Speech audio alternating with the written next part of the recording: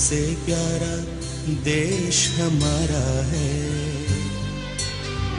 जन्मभूमि है हमारी, शान से कहेंगे हम, सब ही तो भाई भाई प्यार से रहेंगे हम, हिंदुस्तानी नाम हमारा है, सबसे प्यारा देश हमारा है।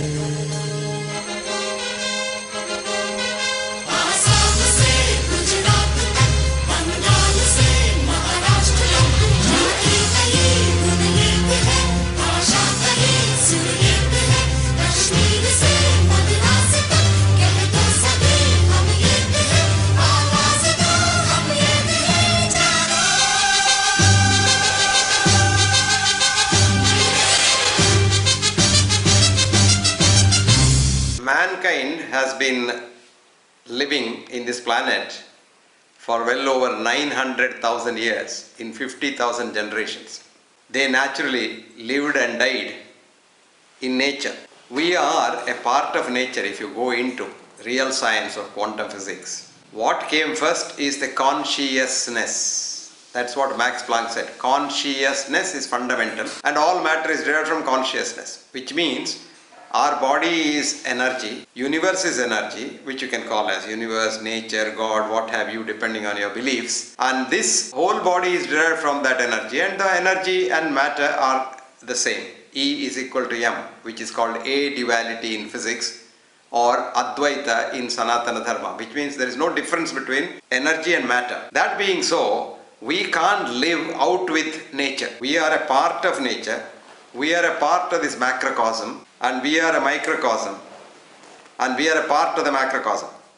So if you try to artificially live disregarding nature, you will probably come to grief sooner than later. So just imagine for a minute the so-called modern ideas of living. You get advertisement about drinking products, about eating things, about artificial food and what have you. Almost every minute you get a new one on the television or in the newspapers.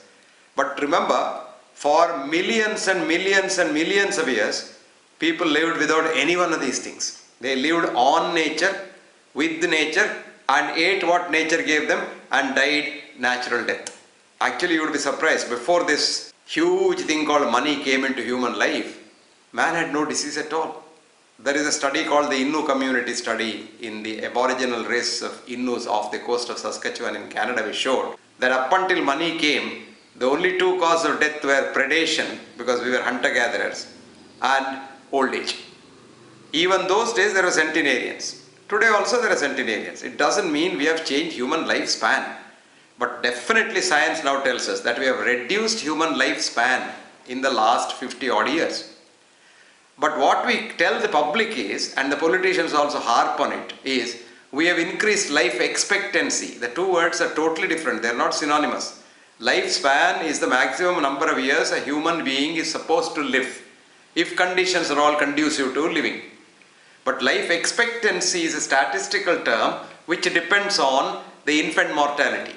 I'll give you an example, a simple example. If a mother in the olden days had 10 children, almost 9 of them would die around birth because the delivery level was very bad, the infections were very high, and all kinds of unhygienic things were there. One child would survive.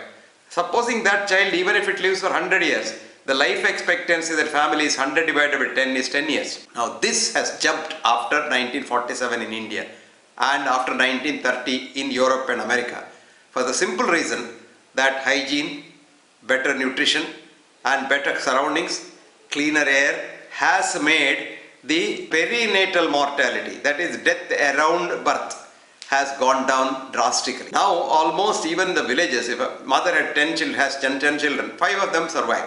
Sometimes 6 of them survive, sometimes 7 of them survive. And in Kerala and coastal Karnataka, almost it is better than Europe. Infant mortality is very low, which means even if a mother has 10 children and 5 of them live up to 50 years, that will be 25 years. So you have taken from 10 years to 25 years without doing any effort on your part. So it's not the government, not the medicines and the doctors, not our new inventions that have made us live longer comparatively. But one must remember that the life expectancy is gradually not going up any further even now. It's coming down for the simple reason that lot of these medicines, lot of the interventions, lot of these unnecessary diagnosis, over-diagnosis, over-treatment and artificial foods that we take and contamination of soil, air, water and everything that you drink and breathe and eat is contaminated. So much so that life expectancy is also coming down, and in America now it is expected that the maximum would be around 85 years in the next generation. Which means we as modernity, what we call as modernity or civilization, have not touched on any aspect of human living. If at all, we have worsened it. I'll give you one example. There were these aboriginal races living in Southern California, which was a part of Mexico in the olden days, a separate country, where the environment is so hostile. It's a dry, arid sand and it is desert. And you can't live there easily. But there was a group of what are called Hoa Amerindians who lived there for centuries, and they found even in that forest more than about 51 things that they could eat and more than about 60 medicines. Now they are extinct because the white man went to America and killed all the people by taking all the bad diseases, infectious diseases, and also intentionally killing them to usurp their land and their rich heritage. Now what has happened is, European families were settled in Mexico are trying to settle in that area.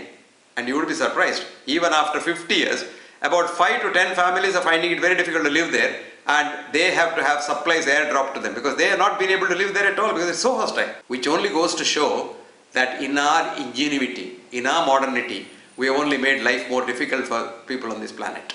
We think of diseases, we sell that every day, we do what's called disease mongering. We call people for a checkup and label them because we don't have the definition of normal in modern medicine. We only have the averages. If you take average as equivalent to normal, a lot of people fall into the abnormal range. That's called false positives. It is estimated that for every parameter, like say blood pressure or blood sugar or whatever, height or weight or whatever you will call it, if 100 people are checked in a checkup where there is an average as the normal, you get 5 to 10% of the people falling out of the range, which is called false positive. Now imagine for one parameter, if 10% of the people fall out of the range, when you now go for a checkup in the what is called the total body scanner, about 500 parameters are checked. So 500 into 10 is 5,000, which means if 100 people go for a checkup, 5,000 patients come out. A very good business for the industry. Now to cap it, in our greed for making money, we have now spoiled the universe completely. We have cut all the trees, almost all the trees. We have spoiled all the rivers, poisoned all the rivers. We have destroyed all the plant, and we have also trying to damage the animal life, which indirectly we are eating. So all this put together has culminated in a situation where living in a hostile atmosphere, where health has become a very, very difficult thing to attain. Since the human body is human mind, with the human mind is the thing where diseases originate. Not psychosomatic disease. Every single disease from common cold to cancer arises in the human mind. Which means, because of the greed, we now hate people. All the negative things have come in. Formerly we used to live as hunter-gatherers in an egalitarian society, where we used to love one another. There's no question of I owing you money or you owing me money, bank, car, the EMI and what have you. We were very happy. We were contented. Remember that? We reduced our wants and we get our needs. As the common saying goes, there is enough in this world for man's need, but not for man's greed. When once money and greed come in, we hate others, we are jealous of others, we are angry with others, we are proud of ourselves, and we have one-upmanship. In this race, every disease from common cold to cancer arises in the human mind and manifests in the human body. To avoid all these and live happily and sensibly, man has to live with nature. It doesn't mean you go back to the Stone Age. You still can improve your life by living with nature, where two things are necessary for living. One is enthusiasm to work. Nobody can survive without work. If you don't work, you wither away and die. And if you take rest all the time, you will die very fast. Even sitting for a long time in one place is supposed to reduce your lifespan by 5 years. So whatever you want to do, you must work. That's called Samikshakari in Ayurveda. Work very hard. Then the next important thing is enthusiasm to be compassionate. You must love everything in this world.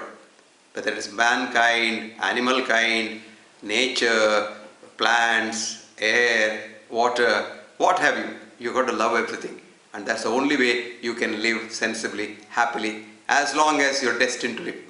Don't try to be a sort of an immortal being in this world. If you try that, it's impossible, because nature's law is anything that is born has to die.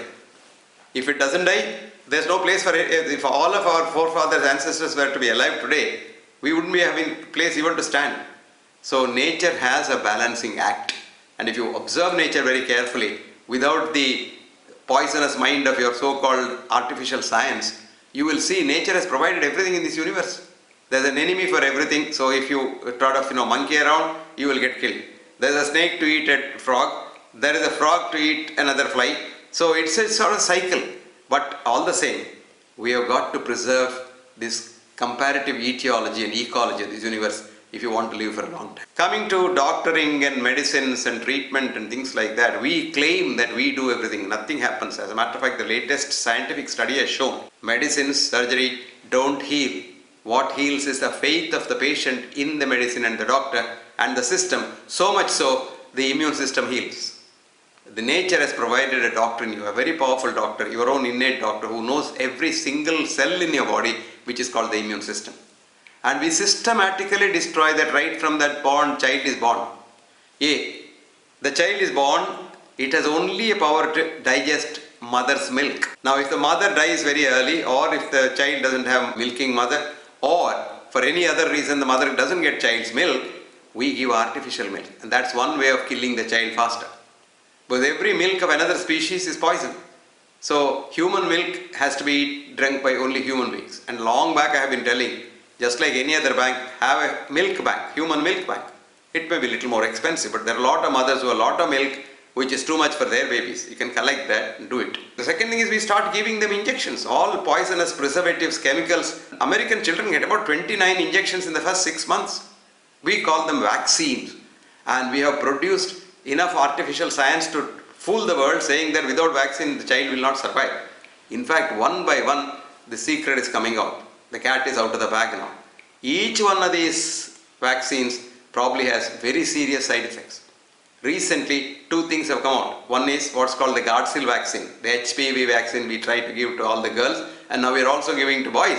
The man who invented this vaccine, when he was dying, had a conscience which was pricking him. He said, this is only for making money, we invented it. It doesn't do anybody good. This should not be used. But Government of India is still trying to push it because there is so much of pressure. See, what is happening in the world is the pressure that goes to sell things is the one that is damaging your system. So go back to organic things, organic life, natural life, and be happy and don't hate nobody. You will live a long and happy life without any problem. But as long as you live only. There's an Irish saying which says, I drink when I'm thirsty, I eat when I'm hungry. If heavens don't fall down, I'll certainly live till I die, which is the real truth. First industrial revolution in Europe took as back as 1800. And there was a romantic English poet who was observing the nature, who was called William Wordsworth, who wrote a beautiful poem called The World is Too Much With Us. And he wrote so beautifully, the world is too much with us, late and soon. Getting and spending, we seem to have lost our powers. Little do we see in nature that is ours. See, mark this word, little do we see in nature that is ours. We have sold our soul, a sordid boon. What a beautiful poem. That's exactly what is the essence of living organically, living in nature and living with nature.